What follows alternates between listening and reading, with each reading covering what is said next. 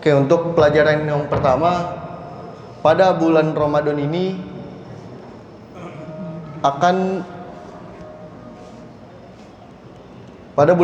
ini setiap umat manusia itu akan diajarkan untuk bersimpati kepada sesama makhluk hidup lainnya.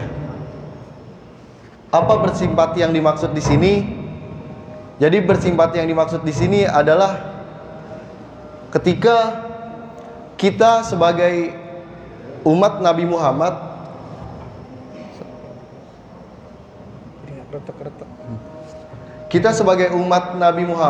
peduli dengan sesama umat lainnya. Peduli seperti apa? Hal ini sesuai dengan hadis Rasulullah yang menyatakan bahwa setiap umat yang memberi makan saudaranya di bulan puasa nantinya akan diganjar dengan meminum air dari telaga Nabi Muhammad. Seperti itu. Jadi memberi makan seperti apa yang dimaksudkan di sini? Nah, tentunya memberi makan di sini bukan sekedar memberi makan saja gitu. Kalau memberi makan saja kita bisa ngasih makan orang di siang hari. Tapi karena kita lagi berpuasa, nggak mungkin kita ngasih makan di siang hari. Jadi yang dimaksud di sini adalah ketika kita memberi makan kepada orang di saat sahur atau berbuka puasa. Seperti halnya yang ada di Masjid Baitur Rahim ini. Di Masjid Baitur Rahim ini rutin ada memberi makan kepada seluruh umat muslim yang menjalankan puasa, baik orang yang sedang dalam perjalanan namun dia terkendala dengan maghrib belum sampai rumah. Maka di Baitur Rahim ini dari hari pertama itu ada berbuka bersama. Nah, di antara fadilah dari berbuka bersama itu di samping untuk menimbulkan rasa simpati kita, tapi juga tentunya itu akan mendapatkan ganjaran telaga milik Nabi Muhammad SAW. Telaganya itu seperti apa? Jadi telaga Nabi Muhammad itu disambung lagi dalam hadis itu bahwa di dalam telaga itu ketika kita meminum airnya walaupun hanya seteguk, itu kita tidak akan haus selama-lamanya hingga nantinya kita akan masuk ke dalam surga. Kayak gitu. Oke, yang kedua. Yang kedua adalah meningkatkan iman dan ketakwaan kepada Allah Subhanahu wa taala. Hal ini jelas dikatakan ketika ya ayyuhallazina amanu kutiba alaikumusiyam kama kutiba alal ladzina min qablikum la'allakum tattaqun. Jadi hadirnya bulan Ramadan ini gak bukan untuk menambah ketakwaan kita kepada Allah Subhanahu wa taala. Kenapa untuk menambah ketakwaan kita kepada Allah Subhanahu wa taala? Karena di dalam bulan Ramadan ini ada banyak sekali ibadah-ibadah yang akan kita kerjakan. Tentunya kita harus sadar bahwasanya kita nggak cuma menahan lapar dari azan subuh hingga azan maghrib saja. Nggak hanya seperti itu. Tentunya ketika kita memahami banyak hadis-hadis, banyak dalil-dalil yang telah turun, maka seharusnya kita sadar bahwa dalam bulan Ramadan ini kita harus memperbanyak ibadah kita, baik itu dalam membaca Qur'annya, dalam sholat-sholat sunnahnya, sholat sunnah tarawihnya.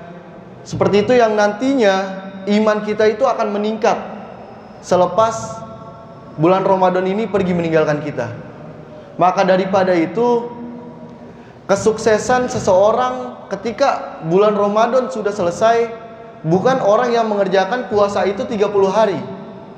Tapi orang bisa dikatakan sukses dalam menjalankan ibadah puasa Ramadan adalah ketika Ramadan sudah pergi namun kebiasaan-kebiasaan yang ia lakukan di bulan Ramadan itu masih ada.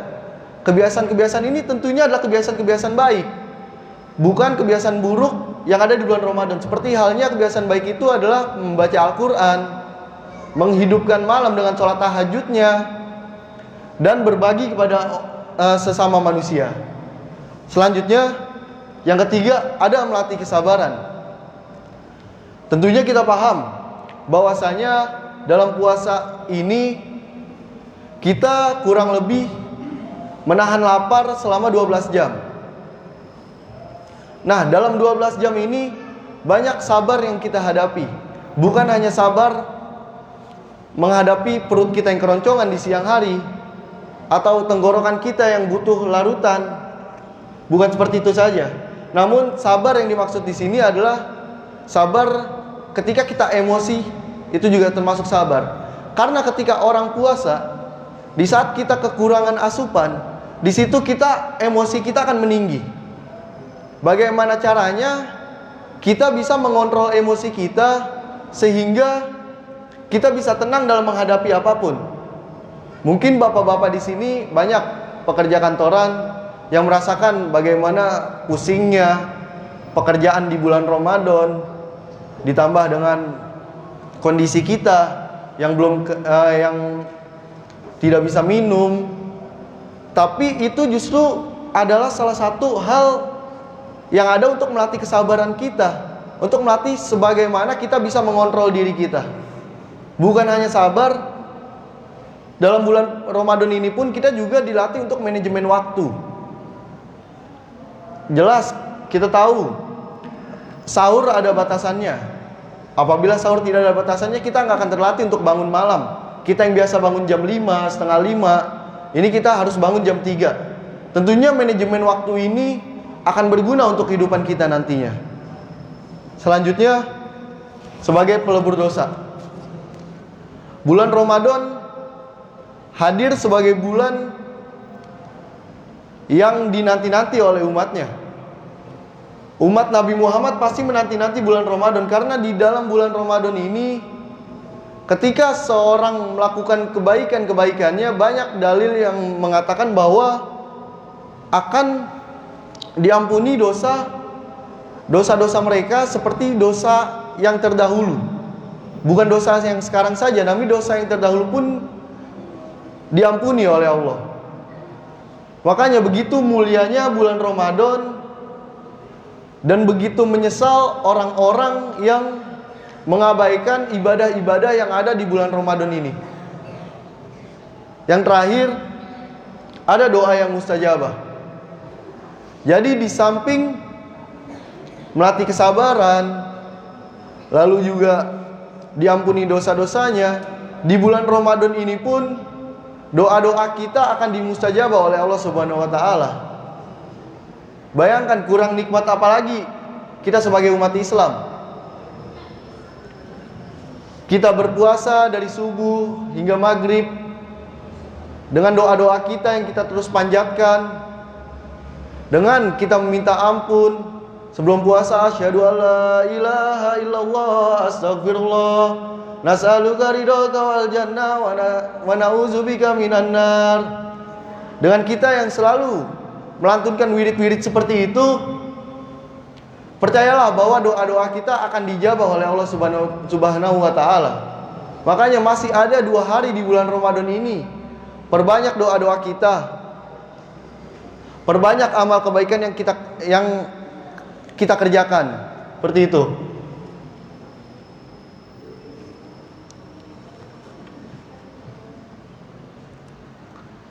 Nah, selanjutnya saya membuat sebuah tulisan bahwa ketika seseorang muslim berpuasa dengan benar-benar menghayati, maka orang ini akan mendapatkan kemenangan. Apa yang dimaksud di sini? Apa yang dimaksud berpuasa dengan benar-benar menghayati? Nah, sebenarnya bukan hanya puasanya saja yang harus dilihat. Tapi ketika seorang udah berpuasa dengan benar, dia benar-benar menghayati puasa ini, bulan Ramadan ini dihayati. Dia tahu faedah-faedah di bulan Ramadan. Dia tahu keutamaan-keutamaan, fadilah-fadilah di bulan Ramadan. Maka orang-orang ini akan mengerjakan segala ibadah-ibadah sunnah yang ada di bulan Ramadan.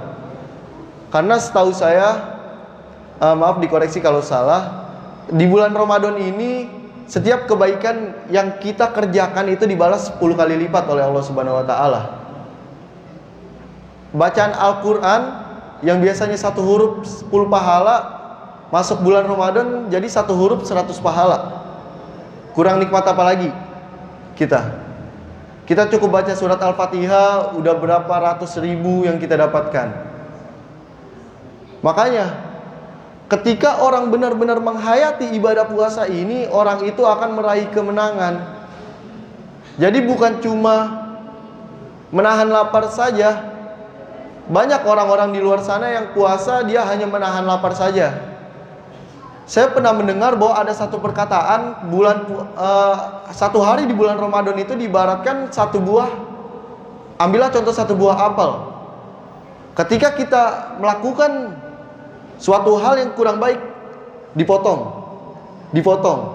terus menerus hingga berapa kali kita melakukan perbuatan yang kurang baik di bulan Ramadan, di satu hari Ramadan itu, itulah yang kita dapatkan di maghribnya nanti atau di sahur kemudian nanti. Makanya apabila diibaratkan seperti ini, tentunya kita pasti menginginkan satu buah yang utuh dibandingkan satu buah yang dipotong-potong. Makanya masih ada 2 hari lagi, di hari ini dan besok, untuk kita memperbanyak amal ibadah kita, untuk kita memperbanyak bacaan Al-Quran kita, dan untuk kita memperbanyak membantu orang-orang lain yang mereka tidak bisa untuk entah itu tidak bisa untuk sahur karena keterbatasan rezeki atau tidak bisa untuk berbuka puasa. Makanya kita masih punya waktu untuk bersimpati kepada orang-orang lain. Mungkin hanya ini yang dapat saya sampaikan. Kalau ada salah kata datangnya dari saya, karena yang benar hanya dari Allah. Wallahul muwaffiq ila aqwamit thoriq, billahi taufiq wal hidayah. Assalamualaikum warahmatullahi wabarakatuh. Al-Fatihah.